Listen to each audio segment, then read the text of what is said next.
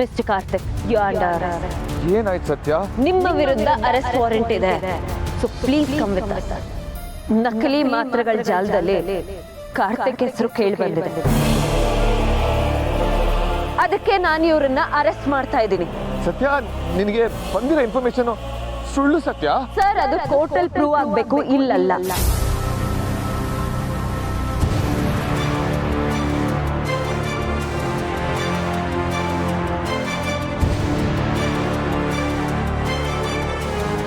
ಮುನ್ಸ್ವಾಮಿ ಅವರೇ, ಮೇಡಮ್, ನಾನು ಅವ್ರಿಗೆ ಊಟ ಕೊಡ್ಬೋದಾ? ಅಲ್ಲ ಮೇಡಮ್, ನೀವು ಈಗ ನಾನು ಕಾರ್ತಿಕ್ ಹೆಂಡತಿ ಸತ್ಯ. ನಿಮ್ಮ ಪರ್ಮಿಷನ್ ತಗೊಂಡೆ ಒಳಗೆ ಹೋಗ್ಬೇಕಲ್ವಾ? ಅದು ಸರಿ ಮೇಡಮ್. ಹೇಗಿದ್ದಾರೆ ಮೇಡಮ್? ಸುಮ್ಮನೆ ಕುಳಿತಿದ್ದಾರೆ. ನೀರು ಕೊಟ್ಟರು ಕೂಡ ಕುಡಿತಾ ಇಲ್ಲ. ತುಂಬ ನೋವಲ್ಲಿದ್ದಾರೆ ಅನಿಸುತ್ತೆ ಮೇಡಮ್. ಹೆಂಡ್ತಿನೇ ಅರೆಸ್ಟ್ ಮಾಡಿ ಜೈಲಲ್ಲಿ ಕೂಡಿಸಿದಾಗ ನೋವು ಆಗೇ ಆಗುತ್ತಲ್ವಾ? ಸರಿ, ನಡೀರಿ ಮೇಡಮ್.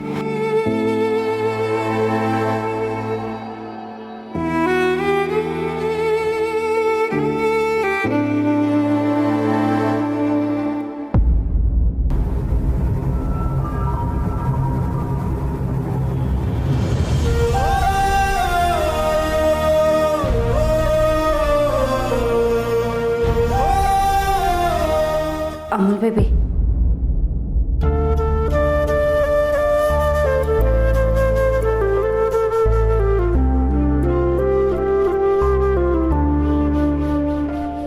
ಈಗೇನು ನನ್ನ ಜೊತೆ ಮಾತಾಡಲ್ವಾ?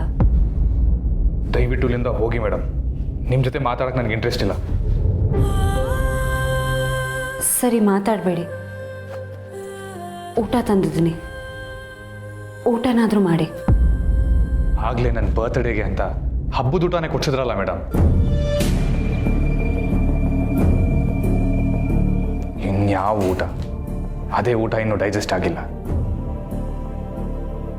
ಊಟದ ಮೇಲೆ ನಿನ್ನ ಬೇಸರ ಕೋಪ ತೋರಿಸ್ಬೇಡ. ನಿನಗೆ ನೋವಾಗಿದೆ ಅಂತ ನನಗೆ ಗೊತ್ತು ಅಮೂಲ್ ಬೇಬಿ. ನನಗೂ ಅಷ್ಟೇ ನೋವಾಗಿದೆ. ನಿನ್ನನ್ನು ಅರೆಸ್ಟ್ ಮಾಡಿ ನಾನೇನು ಸಂತೋಷವಾಗಿದ್ದೀನಿ ಅಂದ್ಕೊಂಡಿದ್ಯಾ? ನಾನು ಒದ್ದಾಡ್ತಾ ಇದ್ದೀನಿ. ತಾನಷ್ಟು ಪ್ರೀತಿಸೋ ಗಂಡನ್ನ ತನ್ನ ಕೈಯಾರೆ ಜೈಲಿಗೆ ಹಾಕಬೇಕಾದ ಪರಿಸ್ಥಿತಿ ನನ್ನ ಶತ್ರುಗೂ ಬೇಡ.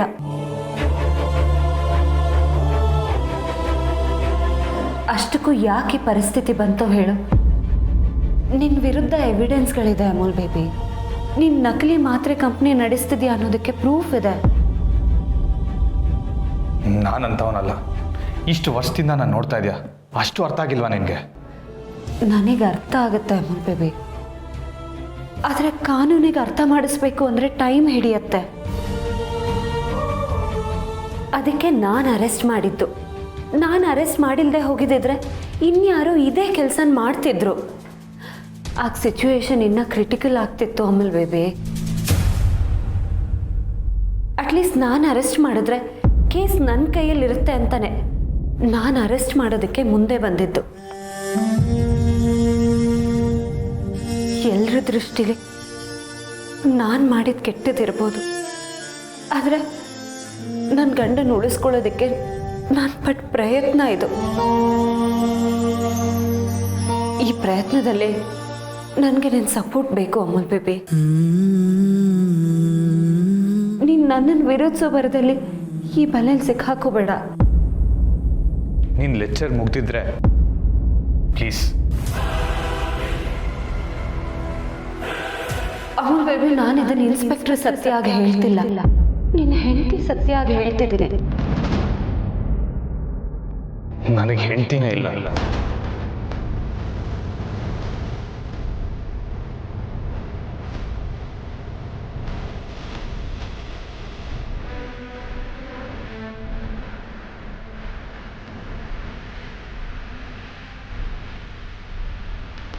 ನನ್ನ ಹೆಂಡತಿ ಯಾವಾಗ ನನ್ನ ಕೈಗೆ ಕೋಳ ಹಾಕಿದ್ಲೋ ಆವಾಗಲೇ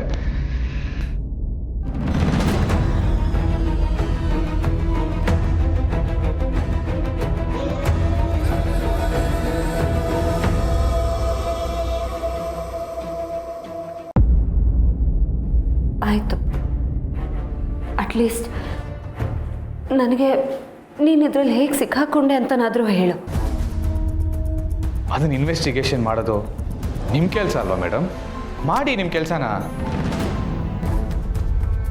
ನೀನು ಕೊಡೋ ಒಂದೊಂದು ಇನ್ಫಾರ್ಮೇಷನ್ ಕೂಡ ನನಗೆ ತುಂಬ ಮುಖ್ಯ ಆಗುತ್ತೆ ಅಮೂಲ್ ಬೇಬಿ. ನಾನು ಹೇಳಿದ ಒಂದು ಮಾತು ಕೇಳದೆ ನಾನು ವಿಚಾರಿಸ್ದೆ ಅರೆಸ್ಟ್ ಮಾಡಿದವಳಿಗೆ ನಾನು ಕೊಡೋ ಯಾವ ಇನ್ಫಾರ್ಮೇಷನು ಯೂಸ್ ಆಗಲ್ಲ ಅಂತ ನನ್ನ ಅಭಿಪ್ರಾಯ. ನನ್ನಿಂದ ಯಾವ ವಿಷಯ ಆಗಲಿ ಮಾಹಿತಿ ಆಗಲಿ ನಿನಗೆ ಸಿಗಲ್ಲ.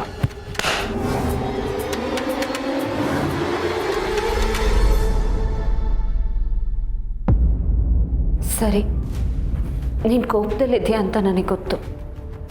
ನಿನ್ನ ಕೋಪ ತಣ್ಣಗಾದ್ಮೇಲೆ ನಿನ್ನ ಹತ್ರ ಮಾತಾಡೋದಕ್ಕೆ ಬರ್ತೀನಿ. ಆದರೆ ಒಂದು ನೆನ್ಪಿಟ್ಕೊ, ಮೊದಲು ನಾನು ನಿನ್ನ ಹೆಂಡತಿ, ಆಮೇಲೆ ಇನ್ಸ್ಪೆಕ್ಟರ್. ನನಗೆ ನನ್ನ ಗಂಡನ ಮೇಲೆ ನಂಬಿಕೆ ಇದೆ. ನಿನ್ನನ್ನು ಆಚೆ ತರೋದು ನನ್ನ ಧರ್ಮ, ಕರ್ತವ್ಯ. ಅದನ್ನು ನಾನು ಮಾಡೇ ಮಾಡ್ತೀನಿ. ನನ್ನನ್ನು ನಂಬು. ಸರಿ, ಜಾಸ್ತಿ ಮಾತಾಡಿ ನನಗೆ ತೊಂದರೆ ಕೊಡಲ್ಲ.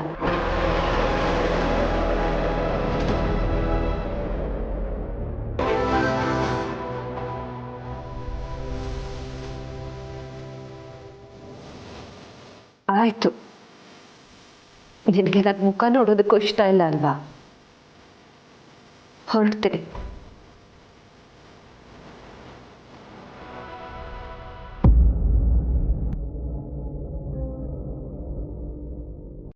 ಅಮೂಲ್ ಬೇಬಿ, ಊಟ ಇಲ್ಲೇ ಇಟ್ಟಿರ್ತೀನಿ, ದಯವಿಟ್ಟು ಊಟ ಮಾಡ್ಕೊ.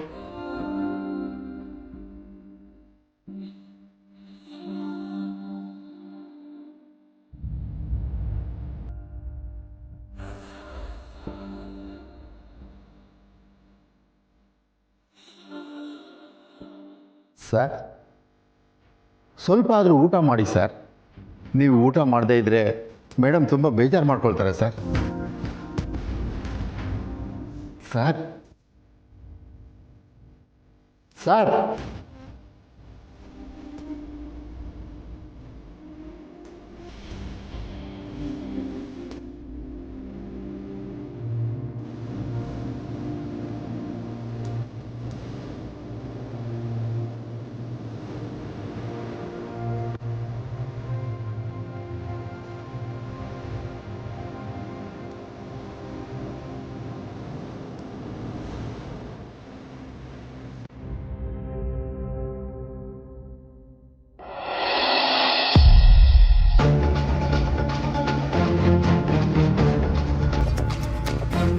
ವಾವ್, ಎಂಥ ಸುದ್ದಿ ಕೊಟ್ಟಿಯಪ್ಪ ದೇವ್ರೆ. ಸತ್ಯ ಅಂದರೆ ತಲೆ ಮೇಲೆ ಹೊತ್ಕೊಂಡು ಮೆರೆಸ್ತಾ ಇದ್ರು.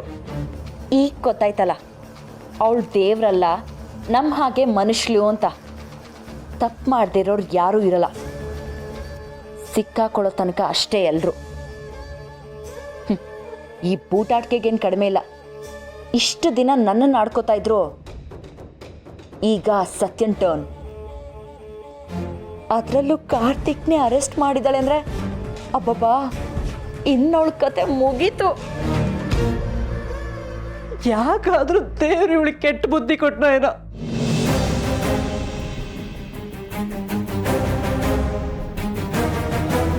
ಅದ್ಯಾವ ಜನ್ಮದಲ್ಲಿ ಅದೇನು ತಪ್ಪು ಮಾಡಿದ್ನೋ ಏನೋ ಈಗ ಅನುಭವಿಸ್ತಿದ್ದೀನಿ.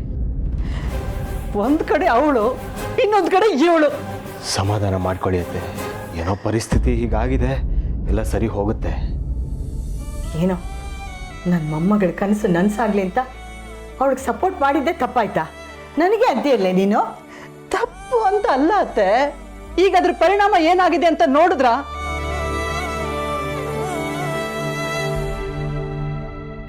ಯಾವತ್ತೂ ಸರಿಯಾಗ್ದಿರೋ ಅಂತ ಗಾಯ ಆಗಿದೆ. ಈಗ ಹೊಡೆದಿರೋ ಮನಸ್ಸುಗಳನ್ನ ಇನ್ನು ಮುಂದೆ ಜೋಡ್ಸಕ್ಕಾಗತ್ತಾ? ಇಲ್ಲಿ ಎಲ್ಲಾನು ಕ್ಷಣಿಕ ಜಾನಕಿ. ಇವತ್ತು ಸತ್ತಿಂದು ತಪ್ಪು ಅಂತ ಇರೋ ಜನ ನಾಳೆ ಸತ್ಯ ತಪ್ಪು ಮಾಡಿಲ್ಲ ಅಂತ ಗೊತ್ತಾದ್ರೆ ಸರಿ ಹೋಗ್ತಾರೆ. ಆದ್ರೆ ಗಂಡನ್ನೇ ಅರೆಸ್ಟ್ ಮಾಡಿರೋ ಹೆಂಡತಿಯನ್ನು ಕಳಂಕನ ಅಳಿಸಕ್ಕಾಗತ್ತಾ ಅತ್ತೆ? ತಪ್ಪು ಮಾಡಿದ್ರೆ ಗಂಡನ್ನು ಬಿಟ್ಟಿಲ್ಲ ಅಂತ ಪೊಲೀಸ್ ಆಫೀಸರ್ ಅಂತ ಹೆಗ್ಗಳಿಕೆನೂ ಬರಲ್ವೇನೆ. ಕಾರ್ತಿಕ್ಕು ತಪ್ಪು ಮಾಡಿರಲ್ಲ ಅಜ್ಜಿ.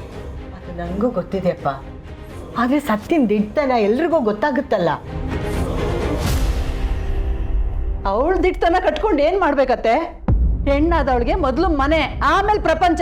ಇಷ್ಟು ಸಣ್ಣತನವಾಗಿ ಯೋಚನೆ ಮಾಡಬೇಡ ಜಾನಕಿ.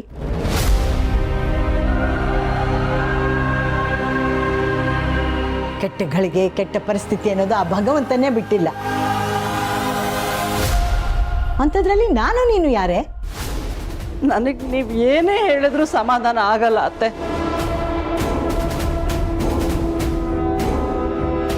ಸತ್ತಿದ ಮೇಲೆ ನಿಮಗಿಂತ ಜಾಸ್ತಿ ನಂಬಿಕೆ ಇಟ್ಟಿದ್ದರು ಸೀತಮ್ಮ, ಕಾರ್ತಿಕ್.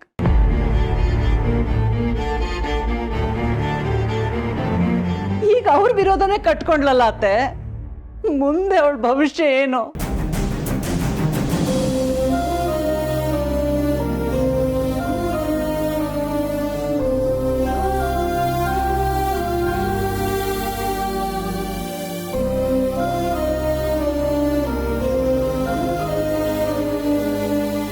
ಅಮ್ಮ, ಸಮಾಧಾನ ಮಾಡ್ಕೊಳ್ಳಿ.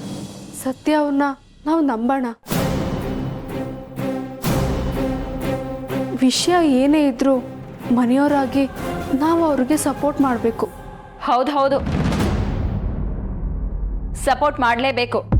ಗಂಡನ್ನೇ ಅರೆಸ್ಟ್ ಮಾಡಿಸಿದಳಲ್ಲ ಅವಳು ಒಂದು ಹೆಣ್ಣ. ಛೇ,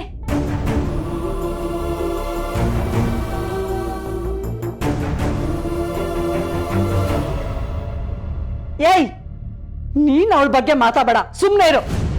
ಮೊದಲೇ ನನ್ನ ಮನಸ್ಸು ಸರಿ ಇಲ್ಲ. ಏನಾದರೂ ಉಲ್ಟಾ ಪಲ್ಟಾ ಮಾತಾಡ್ತೀಯೋ ನಾನು ನಿನ್ನ ಸುಮ್ಮನೆ ಬಿಡಲ್ಲ.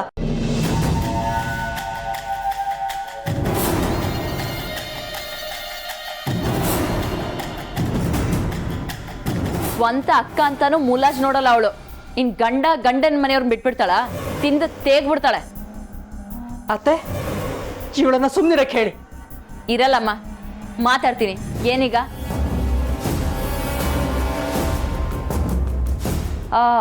ಸತ್ಯನ್ ನೋಡಿ ಕಲ್ತ್ಕೊ ಅಂತ ಹೇಳ್ತಿದ್ಯಲ್ಲ, ಇದನ್ ಕಲ್ತ್ಕೋಬೇಕಾ?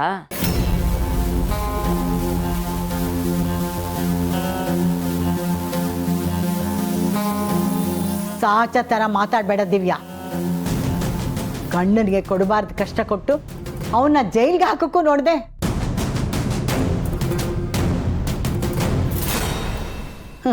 ನಿನಗಿಂತ ಸತ್ಯ 1000 ಪಾಲು ಮೇಲು. ಅಬ್ಬಾ, ನಿನ್ನಂತ ಅಜ್ಜಿ ಎಲ್ರಿಗೂ ಇದ್ರೆ ಎಲ್ರೂ ಉದ್ಧಾರ.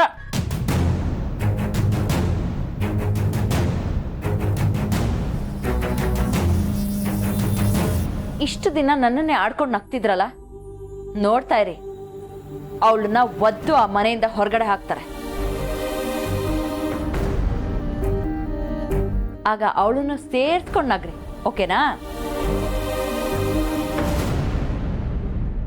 ದಿವ್ಯಾ, ಅಜ್ಜಿ ಅತ್ತೆ ಆಗ್ಲೇ ನೋವಲ್ಲಿದ್ದಾರೆ. ಮತ್ತೆ ಗಾಯದ ಮೇಲೆ ಬರೆ ಎಳಿಬೇಡ, ಸುಮ್ಮನಿದ್ಬಿಡು. ಸರಿ ಬಾಲ, ನೀನ್ ಹೇಳ್ದೆ ಅಂತ ಸುಮ್ಮನಿಡ್ತೀನಿ. ಇಲ್ಲ ಅಂದಿದ್ರೆ ಇವ್ರಿಗೆಲ್ಲ ಗ್ರಾಚಾರ ಬಿಡಿಸ್ಬಿಡ್ತಾ ಇದ್ದೆ.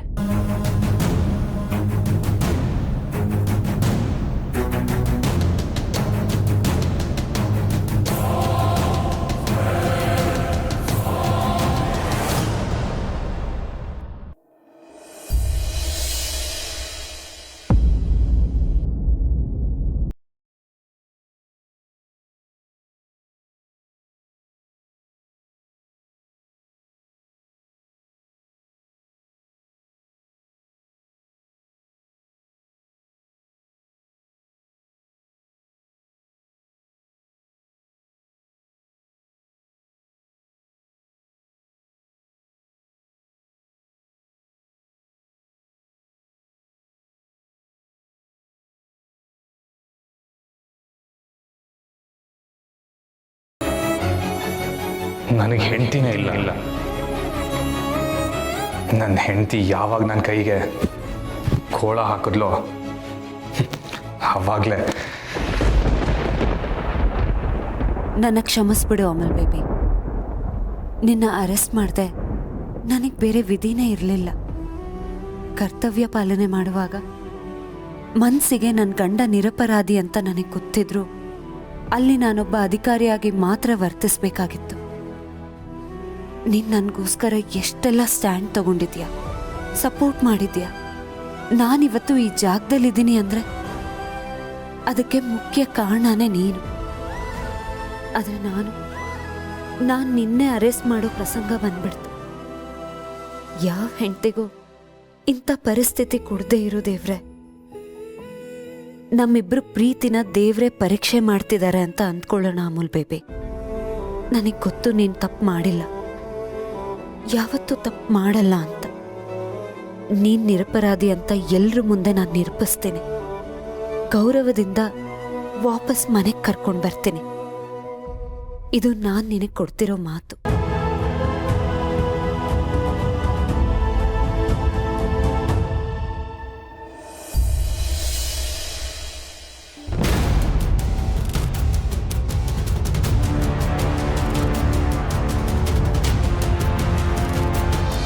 ಅಕ್ಕ, ಕಾಫಿ ತಗೋ.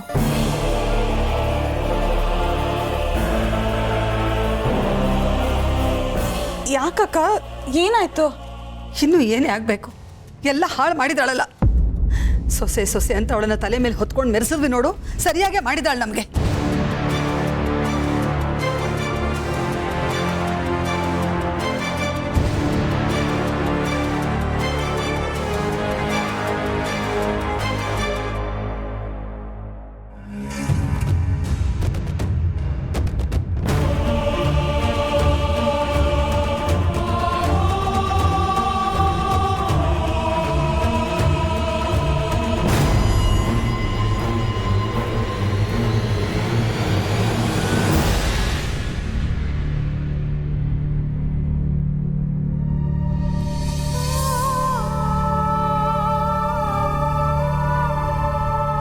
ಓದಿದೀಯಾ? ಎಲ್ಲ ಪೇಪರಲ್ಲೂ ಅವಳದೇ ಸುದ್ದಿ. ಗಂಡ ಅಂತಾನು ನೋಡದೆ ಅರೆಸ್ಟ್ ಮಾಡಿರೋ ಡೈನಾಮಿಕ್ ಕಾಪ್ ಸತ್ಯ ಅಂತೆ. ಅಂತೂ ಇಂತೂ ಗಂಡನ್ನ ಮುಂದೆ ಇಟ್ಕೊಂಡು ತಾನು ಮಾತ್ರ ಹೆಸರು ಮಾಡೇ ಬಿಟ್ಲು.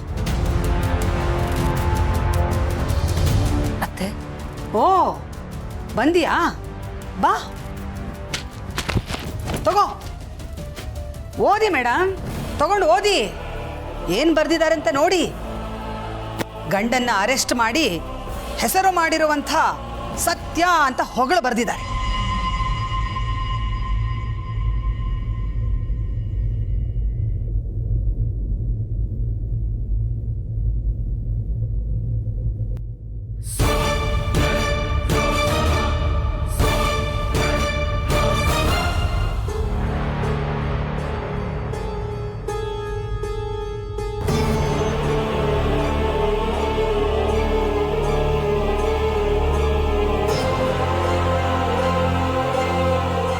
ಇನ್ನೇನು, ಗಂಡನ್ನ ಅರೆಸ್ಟ್ ಮಾಡಾಯ್ತು, ಇನ್ನ ನನ್ನನ್ನು ಊರ್ಮಿಳನ್ನು ಅರೆಸ್ಟ್ ಮಾಡಿ ಮೇಡಮ್.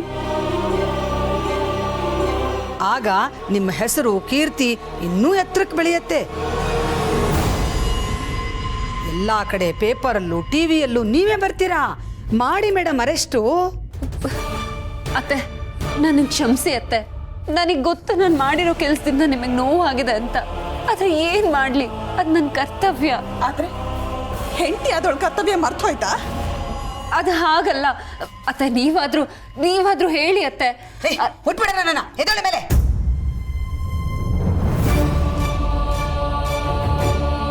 ನೀನೇನಾದ್ರೂ ಮಾಡು ಅಂತ ನಿನಗೆ ಸ್ವಾತಂತ್ರ್ಯ ಕೊಟ್ಟಿದ್ದು ನನ್ನ ಮಗನ ಅರೆಸ್ಟ್ ಮಾಡ್ಲಿ ಅಂತಲ್ಲ. ನೀನ್ ಮಾಡಿರೋ ಈ ಕೆಲಸನ ನಾನು ಸಾಯೋ ತನಕ ಮರೆಯಲ್ಲ.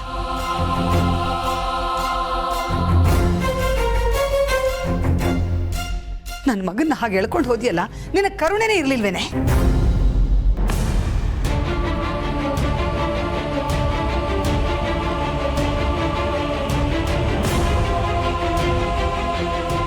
ಇವತ್ತು ಇಲ್ಲಿ ಕಣ್ಣೀರು ಹಾಕೋ ಬದಲು ನನ್ನ ಮಗನ ಎಳ್ಕೊಂಡು ಹೋಗುವಾಗ ನಾನು ಹಾಕಿದ ಕಣ್ಣೀರಿಗೆ ಬೆಲೆ ಕೊಟ್ಟಿದ್ರೆ ಇವತ್ತು ನಮ್ಗೆ ಯಾರಿಗೂ ಈ ಪರಿಸ್ಥಿತಿ ಬರ್ತಿರ್ಲಿಲ್ಲ.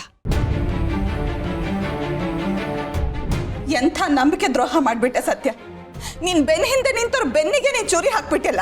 ಇದು ಸರಿನಾ? ನ್ಯಾಯನಾ? ಊರ್ಮಿಳಾ, ಇವಳ ಹತ್ರ ಏನೇ ಮಾತು? ಒಂದ್ ಗಾದೆ ಇಲ್ವಾ, ದುಷ್ಟನ್ ಕಂಡ್ರೆ ದೂರ ಇರಬೇಕು ಅಂತ? ನಾವೇ ದೂರ ಇರೋಣ, ನಡಿ. ಅತ್ತೆ ಪ್ಲೀಸ್, ನನ್ನ ಪರಿಸ್ಥಿತಿನ ಅರ್ಥ ಮಾಡ್ಕೊಳ್ಳಿ. ಊರ್ಮಿಳಾ, ನಡಿ ನೀನು, ನಡಿ. ಅತ್ತೆ, ಚಿಕ್ಕತ್ತೆ.